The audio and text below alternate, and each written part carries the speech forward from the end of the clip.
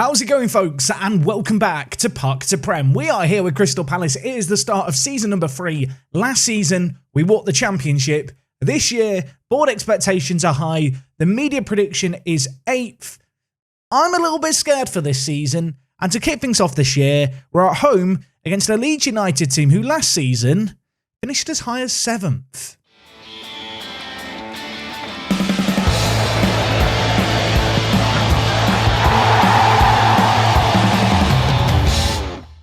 How's it going, everyone? Welcome back. This is episode number 12 of Park to Prem. We're back. I'm excited. It's the start of a new season. New faces coming in. I have been busy beavering away playing the off-season so that the episode could be up today. I hope you've enjoyed the series so far. This is, I feel like, the start of where things are going to get a little more challenging. Last episode, we ended things by finding out that the board expectation was to reach the Champions League this year. Not overly happy about that. The good news is that the club vision randomly updated. I feel like the club vision is a bit weird in Football Manager. Apparently now they've had a change of heart over the summer. The new expectation, qualify for the Europa League.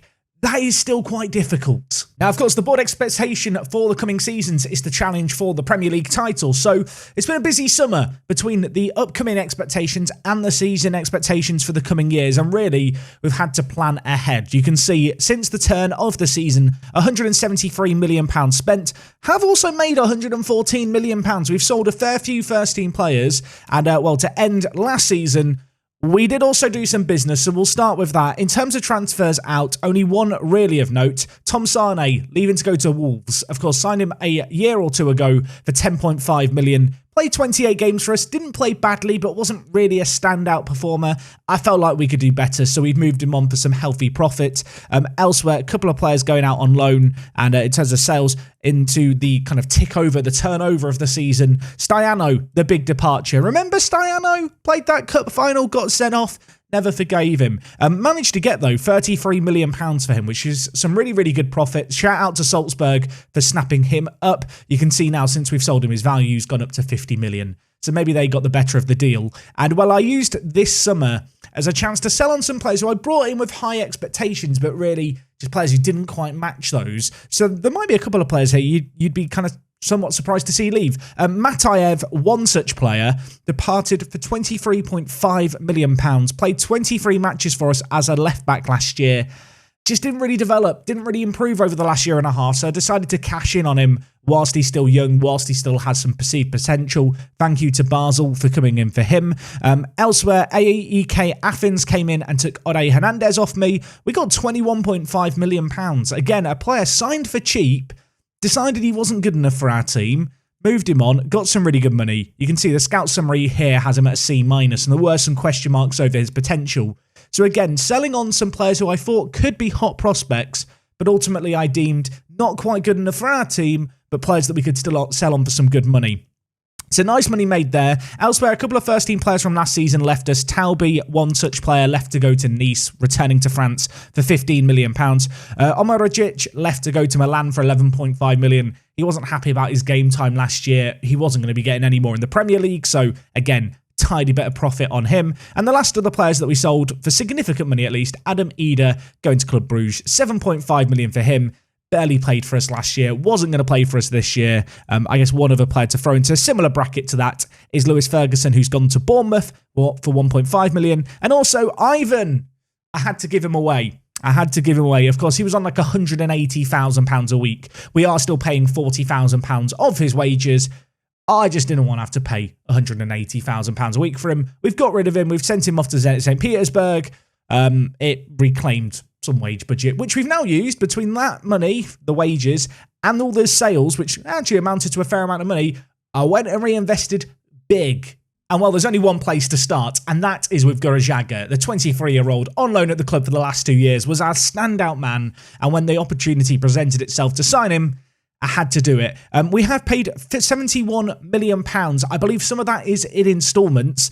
Ultimately, we know what we're going to get with him. He has been our main man for the last 2 years in on loan. Liverpool missed out on European football last year, and I feared there was a chance that with some of their more senior players forcing moves, this man might get regular first-team football with them, and suddenly the opportunity to ever sign him would be gone. So yeah, £71 million spent is a lot of money. He is in the media dream 11 for the Premier League though, so we've got to assume he's a very talented player. So one of the first areas of the pitch that I really wanted to improve going into this year was the centre mid position, and it was one of the positions we dealt with as soon as we could. The first player here is Loren Ulrich. We signed him from Manchester City. You can see here he was previously playing for Stuttgart.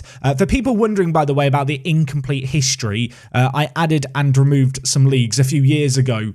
Added in some European leagues. When you add in leagues around the world, basically what happens is some of the players that are based in those nations at the start of the save game have their careers simulated and then added in with kind of their development done. But the development simulated, their actual career kind of stats aren't. So Loren is one such player, 27 years old. Last year wasn't really given any game time at Man City. He did command a rather large fee, but he's just a really cool, unique player. Really quick, super technical, great mentals. For a newly promoted team, I think he could be really good for us. I feel like I've not heard of Loren Ulrich, but in this save game, he's amazing. One player who I have heard of, and I'm sure many of you have too, is Mariba. We have signed this man from Leipzig. He was playing for Leipzig for a number of years as a bit of a squad player. Last couple of years, he put in some significantly better performances. I'm hoping he's going to come in with a tad bit of experience, the 29-year-old, and add a little bit of quality in the centre of the midfield. Between him and Ulrich, I hope I'm saying that correctly. I'm probably just making a butcher's meal of it. German viewers let me know. I don't know. It sounds good in my head. If we compare the two of them here, you can see they're slightly different players. Loren, definitely the better man. However, you would kind of hope that, given the fact he costs nearly twice as much. Alongside Mariba, another super experienced player we managed to get in is Ari MB. Previously playing for Leeds United, will be starting against his former club today. Signed for £7 million. Now, Leeds last year got 7th, and they just didn't play Ari MB. He was unhappy. He wanted to move. We have got a top-quality English youngster for nothing. Perfectionist personality is obviously amazing. Apparently, he's got championship potential or ability. Incorrect. He's a Premier League centre-back. This season, he's going to prove it. The last of the starters we've signed for this year is Lorenzo Forti. Needed a left-back. Went and signed a left wing-back who actually can't really play left back, but he's 26 years old, Argentine youngster. I say youngster, he's 26. He's younger than me. I'm trying to make myself feel young. We signed him for 7.5 million. Been playing at River Plate his whole career. Last year had a super standout season with 7 assists in 23. We are going to hope that he's going to come into our team and be amazing. Left back is an area where I've never been super happy with our options. He's not the best defensively, but he's rapid. He's got ridiculous physicals. He's got 17 passing, which with our style of play where we do like to knock the ball around is really important. Hoping what he lacks defensively is going to make up for in his kind of creative ability this year. Of course, with the Premier League season arriving, we needed to add some depth this year, and we've done that with a couple of very, very good English centre mids. The first, Gabriel Aboubakari. I'll probably just call him Gabe for short. 25 years old, loads of caps for the under-21s, was playing for Watford, had a relegation release clause after they were relegated last year. I like him a lot. Really talented player, actually. If we just compare him with Mariba, I was shocked at how close the two players are to one another. Ultimately, he comes in to add a little bit of depth there. I felt like Valdir and Kone just not quite good enough for my liking. And one other young English player we've snapped up is Toby Newton. Slightly younger at 21, plenty of potential. Derby County wouldn't sell him to me last year when I wanted him. This year, I was able to get him to force a move. £19 million paid. Not a small amount of money, but a super athletic player. And nice to get a few more English players in our team, I think. We've lacked a domestic core to our team. And whilst we still don't really have a domestic core, the more the merrier. I want more English players in my team. I don't want it to be a team just full of Brazilian regens. So the last of the first team players we signed for this year is Angelo Jr. This guy is a Portuguese player playing previously at Lisbon, was not given any chances in the Portuguese national team, but after a couple of solid seasons, he popped up on my radar. I think he's absolutely incredible. I have told him he's going to be a regular starter. Realistically, he is going to be a little bit more of a squad option for us. You can see here, with the exception of his finishing, he is tailor-made to play the false 9 role. I like him a lot. I thought we'd got a bargain, to be honest, at 32.5 million. And then I went and compared him to Middleby. Now, of course, Middleby, current false 9, last season's false 9. I don't think I realised how good Middleby was. Here is Middleby in blue against Junior in green. Middleby is absolutely ridiculous at 21 years old. He is the next Mark Viduka, as far as I'm concerned. And while I'm hoping he is going to be able to keep the goal-scoring antics up for us, this season. Now, we did sign some more youngsters. I'm going to cover those next episode just because I want to talk about some tactical stuff and also how all the new pieces in the puzzle fit into the first team. This is the team for the first game in the Premier League season. You may have noticed a slight tactical shift. Now, last year we played with kind of Valdir and Manu Kone in a centre mid setup. Kone, the kind of more mobile, creative midfielder. Valdir, the more defensive midfielder. Bit of an issue this year. I've signed Ulrich and also Mariba. Neither of them are defensive in the slightest. I say that. Ulrich kind of is defensive, but only has 9 marking. So, how do you solve the problem of not having a defensive midfielder and having a load of creative players?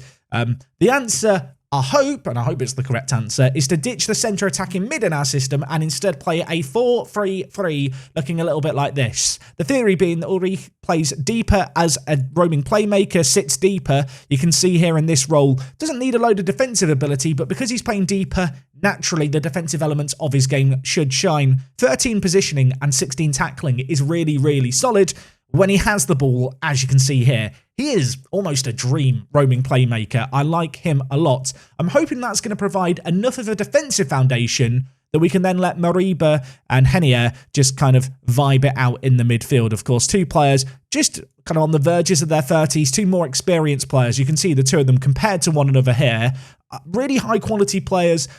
Fingers crossed this is going to work as a midfield setup. If it doesn't, we do have, of course, the option to move Henier forward, move Ulrich into a 2-man midfield, maybe even bring Valdir back into first-team contention. Although, I hope it doesn't come to that. You might be sat there thinking, Chuck, why didn't you just sign a ball-winning midfielder? Fantastic question. Kind of wish I knew the answer myself. So you might have noticed when I was going through all the transfers, no new right-back this year. That is because I am going to be playing McIntosh at right-back yet again. I had a look for a right wing-back. I couldn't find a right wing back. I feel like wing backs in general in Football Manager just become hard to come by, especially kind of ones going good forward. Words, they're hard. Basically, they're not as hard as finding wing backs. They don't exist. I feel like a lot of the time you have to convert wingers or kind of more defensive midfielders to play out wide. I'm hoping that McIntosh is going to keep doing the job for us. We've talked about 40 out on the left-hand side. Does have a little bit of a knock. Do I want to risk him? First game of the season, tight calf. I'm gonna risk him. And at the centre back, we've got Arian B and Talio. I'm hoping that Talio is going to make another really big step forward. I've been really, really impressed by him. He's a top quality centre back. He can play a more defensive midfielder role for us if we need him to do that. But at least to start this year, he is going to remain part of a back 5 with, of course, Ruiz in goal. So 2 new pieces to the defence, 2 new pieces to the midfield. In the final third, a little bit more stability. We've, of course, got De Silva out on the left. He has been getting a lot of interest lately. I rejected a £100 million bid for him. You might be sat thinking, that's mental. The reason I'm not taking that offer is because Kaizo, whose name I still don't say correctly, has just had a £60 million bid from Hertha Berlin on him. There's part of me now wondering, maybe I should keep him if he's worth £60 million. But ultimately, we signed him for £1.2 million a year and a half ago. If Hertha Berlin want him for £60 million, they can have him for £60 million. That does mean I'm going to be slightly light on a option for the left inside forward position. That's why I don't really want to sell De Silva. That, and of course, De Silva is our captain. Middleby's going to continue to play down the middle. Gurajaga, of course, returning out on the right-hand side now as a permanent fixture of our first team. It has just dawned on me that in the Premier League, we actually get 9 subs instead of 7. So I can add 2 more players in a second. But in terms of the bench, we've got Omar Bamidele, Omar Richards, Boubakari and Toby Newton, the 2 new English centre mids. Severin and Junior options on the bench. Severin will get game time this year. He impressed me a lot last year, just consistently turning up, it felt like, in all the live commentaries. I think he just likes the camera. And of course, elsewhere, Junior, an amazing option for us, can play a centre attacking mid role for us, can play a centre mid role for us, of course. Talked about his capabilities as the false 9. That is probably where he's going to come on more often than not. But of course, the versatility he has down the spine of the team is always welcome. So who's going to be on the bench, you might ask? Well, it might be Stephen Gold and Dylan Crow. Yeah, of course, both signed last year, loaned back to FC United. Here is Stephen Gold. He's on the bench for us. He will probably come on in this game if we're winning at any point. Hopefully, he gets a chance to come on. And elsewhere, the fan club rejoice. Please stop calling me in the middle of the night. Dylan Crow is on the bench. He's back, 31 years old. A man who's been with us every step of the way. Look at this. Appearances every single season, started with us back at FC United in the Northern Premier Division, now playing for the Premier Division for Crystal Palace. Yeah, hopefully at some point I get to be England manager and give him England caps.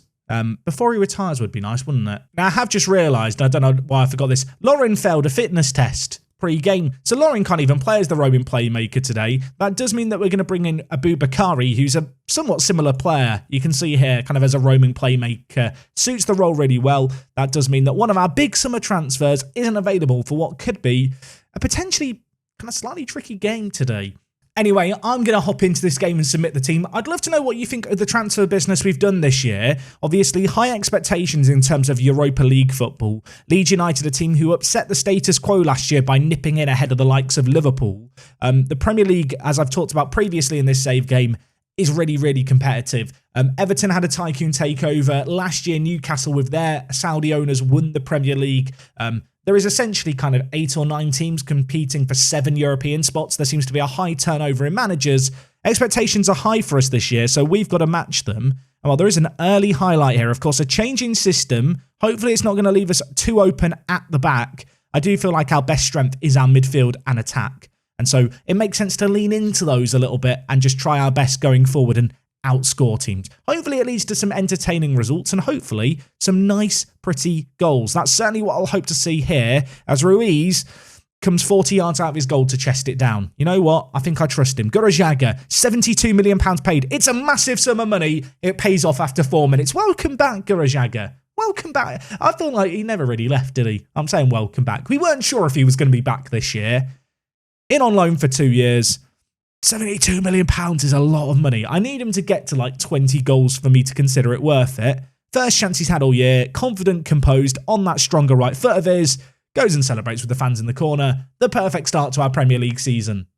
I say the perfect start. Leeds United immediately with a chance of their own. Whip back post. Esposito under the ball. McIntosh back to Ruiz. That was a slight heart-in-mouth moment.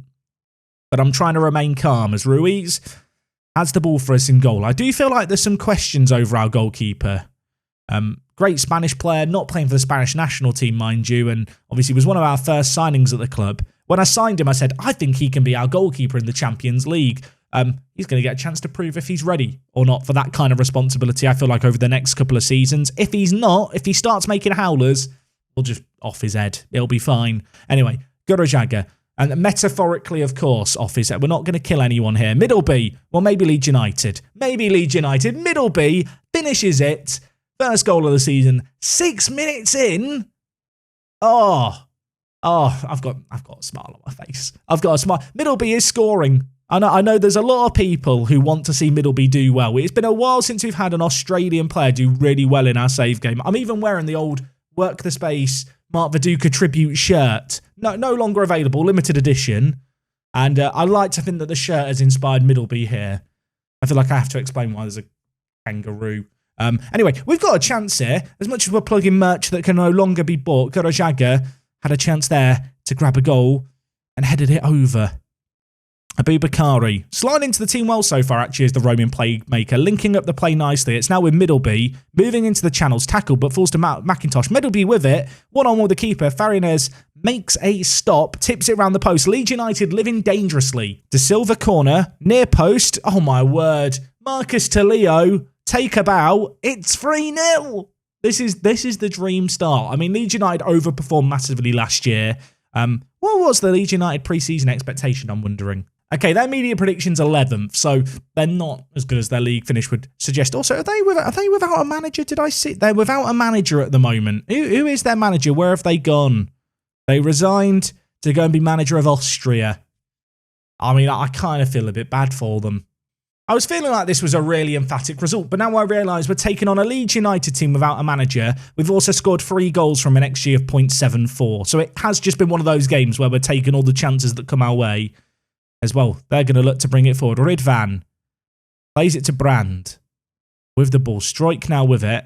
Wide again. Options queuing up in the middle for Leeds United. The ball whipped back post. It's there. Jose Geraldo makes it 3-1. I mean, this could be a classic. First game of the season, 4 goals. I said at the start of this game, didn't I? We're going to go in with the attitude of we'll score more than everyone else. This game seems to be living up to that billing, but that is... It's not good defensively, is it? It's not good defensively. Corner for us. We've already scored one. Garajago looping it back post. Leo goes for it. Apparently there was a shove by a geezer called Kevin. Kevin, have you been pushing people at the back post again? I'm hoping he has been. We're going to VAR. First VAR decision of Park to Prem is gone in our favour. Always rated VAR. Always loved VAR. And now De Silva, Captain Fantastic, rejected £100 million for him. This is why he's missed the penalty. Move on. Corner for us here. De Silva with the in-swinger, Arian B, desperate to score a goal against his former club. The centre-back can't get his header on that one. We do still have possession though. It's with Tilio, one of our goal scorers. Mariba, Gurajaga, back to McIntosh, who plays it forward. I thought that could be offside, but we're playing on, and the ball ends up in the back of the net. It's 4-1 here. Middleby scores again. Second goal of the game. He's on for a hat-trick first game of the season, the Aussie. He's on for a hat-trick first game of the season. I made a promise last season that if he got top goal scorer, I would do a shoey. If he gets top goal scorer this year, I will also do a shoey. So if you want to see that, and I don't think anyone does want to see that, you're going to hope he scores more goals like that. Apparently he's taken a knock and I should take him off. Should I take him off? I kind of want to bring on Stephen Gold at half-time. I'm very happy. Look, Middleby's on for a hat-trick, but I'm bringing on Stephen Gold. I'm doing it. You can't stop me. He's back. He's back. Round of applause, please, for Stephen Gold. The FC United legend returns. Some claim that I have favourites in these save games, that I sometimes sabotage myself by, playing suboptimally out of sentimental value. Disagree. Look, Stephen Gold linking up the play superbly. Look at him go. We're going to keep his name above his head for the rest of the game so we can keep track of him. Henier plays it forward. Redvan, I thought for a second he was going to get on the end of it. I mean, if he scores here, we're on the pitch, as far as I'm concerned. I do feel a little bad for Middleby, who's now gone off whilst he was on for a hat-trick, but he took a knock. I was being sensible. Kamara, Jose Geraldo. Played forward. Esposito now through for Leeds. In behind. A chance to make it 4-2. Ruiz gets his right hand to it. Superb stop. And he keeps us in it. Then they score the corner. They scored the corner. I didn't think anything was going to happen there. I didn't even bother commentating. I thought, we've had the chance. It's ended. Ruiz has made an amazing stop. Then Adara Bayo scores a near post header. Well, that's unfortunate, isn't it? It's 4-2. Should I be worried? Stephen Gold bringing it forward on this near side. Where is he going, the German? He gives it back to 40, the new left back. Very intrigued to see how he gets on. Little give and go. 17 passing. Can he show us his passing ability? Look at that. That's what 17 passing gets you. Back post. Gurajaga headers it. Off the woodwork and over. Okay, 20 minutes left. I'm going to take off McIntosh, who's actually having a really good game, but I have to bring on Dylan Crow, don't I? It has to be done. Dylan, you're up. Oh, I really hope that we don't go on to lose this now, but sentimental value is taken over. I know some people hate sentimentalness in my series, that I can't help it. I have favourites. I'll play to the favourites. If you watch the first series of Park to Prem, you'll know that Sonny Best was playing for the England national team setup. It's been a habit of a lifetime. Why change it now? I'll tell you why, mate, I should change it now. Because Leeds United are on the attack. Geraldo, Dedic, loads of space on this near side. He's going to play it in for a goal kick. What just happened? I've brought on Dylan Crow. Nothing's happened since. Until now. Free kick taken short to Brand. Can we win the ball and set up Stephen Gold for a goal in the Premier League? Varanez with it, plays it forward, only as far as Mariba, who's going to look to carry the ball out of midfield and down the line. Goes back to Dylan Crow, who dinks it towards Stephen Gold. It was an awful pass, but he nearly made it happen. We've now seen Dylan Crow do something in the Premier League. We can all die happy now. Dedic near side, plays it forward to Para, one-on-one. Ruiz tips it against the post and it's in the back of the net. And it's 4-3 with 2 minutes to play. It's 4-3 with... should I... I'm going to make the last sub. Dylan Crow is on a yellow card. That scares me. We've got one sub. I'm going to bring in Omar Richards for 40. 40's not had the best of games on the near side. Had some question marks over his defensive ability. Those question marks do remain, but we just have 3 minutes to kill off. And we're just about going to do it. 4-3. The result was never in doubt. A win to start our season. I think it's safe to say that Stephen Gold did impact our performance in the second half. We didn't create nearly enough, but a clinical first half saw us get important 3 points on the board. So Middleby is going to be out for up to 3 weeks, which is less than ideal. I'm not going to give him injections. Who gives their players injections in Football Manager? That is mental. Gurajaga, 2 assists and a goal. It's early days. I'm going to say he's been worth every penny of the £72 million paid. And you know what we're going to do to end this episode? We're going to send Stephen Gold and Dylan Crow back to the under-23s. They've had their appearance of the season. They've had their fun. Now they can go vibe with the kids in the youth team and show them what footballers do in their mid-20s when they're just collecting a paycheck. They're going to be a great influence. So a really great result for us to start the season. We are in 5th, 1 game played. We're not going to get too carried away just yet. We have got a tricky run of games to start the year. Liverpool away and Newcastle at home in our next 3 games is anything but easy. So some stern tests. In terms of when we're going to be back next time, half tempted to come back for the game against Man City towards the end of October, but we'll play things by ear and see how I guess the season is playing out. It's worth noting we have got a tricky run in December. Manchester United, Arsenal, Chelsea and Tottenham. Everton and then Man City follow immediately. In fact, when you look at this season, the difficult games are kind of spread out everywhere. It's important that we got off to a good start today. We've done that. I'm not sure we're going to be coming back to a sea of green like we got accustomed to last season. If you have enjoyed today's video, as always, do drop a like on it, guys. It's super appreciated, especially with the start of a new season. I have played a lot of Football Manager pretty much until the early hours of the morning to make sure I can get this video out for you today. I hope you've appreciated it. Let me know what you made of the transfers. Some fairly hefty money spent, some big money made on some, let's be honest, not so great players. There is still some money to spend. £56 million transfer budget, almost £200,000 in the wage budget. So who knows? Maybe I'll just go out and sign some more players before the transfer window's closed. If I was to add players to any position, what position would you be adding players to? I feel like we've got quite a nice balance to our squad. I don't really want to upset it too much. I will see you guys tomorrow for more Park to Prem action. We will go through all the new youth transfers that have come into the team, some really exciting players. I'll give you a little preview of the new hot prospect, Taya Agerhei. Please let me know how to say his name. I assume it's an Iranian name. He's very, very good. My scouts did say he's injury prone, and I have spent 12 million on him. Could be a punt. Hopefully it comes off. Hopefully I'll see you guys tomorrow. And until then, it's me, Jack. I've been rambling away to end this episode. A great start to the year. I'll see you again tomorrow. I'm out.